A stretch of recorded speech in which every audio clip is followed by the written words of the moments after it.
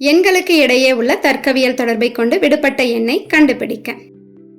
கொடுக்கப்பட்ட எண்களை கவனிங்க. ஒரு படத்துல மொத்தம் 5 எண்கள் இருக்கு.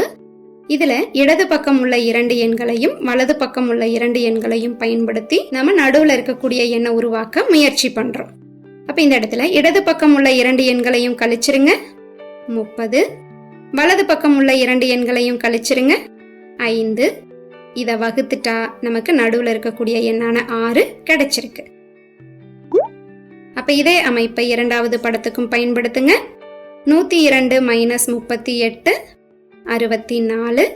அதே போல 32 மைனஸ் 16 16.